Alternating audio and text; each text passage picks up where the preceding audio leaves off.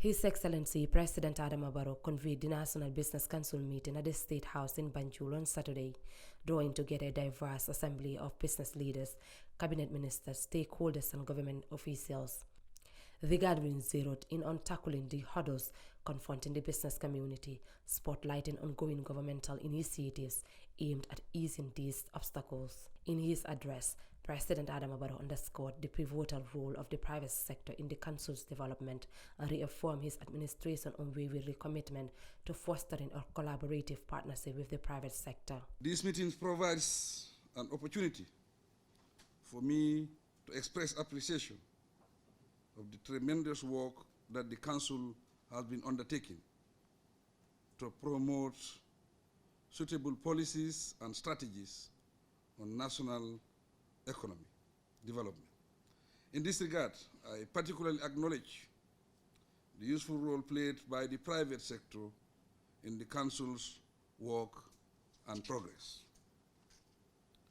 As a nation, we owe the private sector a huge debt of gratitude in view of its contribution to nation building through investment, job creation, and tax payment to fund government programs.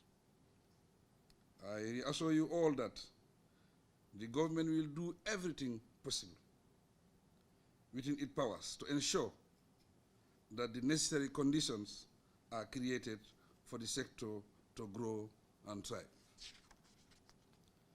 As you know, the Business Council was established on the understanding that private sector-driven economic growth is a viable development model for the Gambia, and that a dynamic private sector requires a strong enabling environment and the removal of obstacles to trade and investment. Addressing the Assembly, Mr. Idrissa Mas Job, the President of the Gambia Chamber of Commerce, elucidated the meeting's objectives, emphasizing the private sector's significant contribution to advancing the National Development Plan.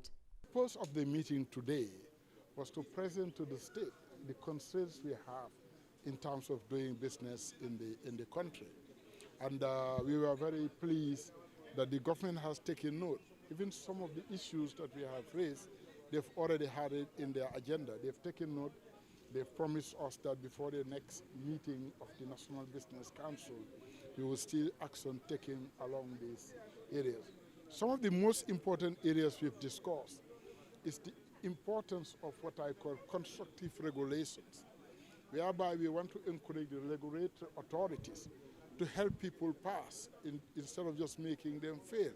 Because a lot of the people that go into business might not have the know-how, might not have the financial material resources.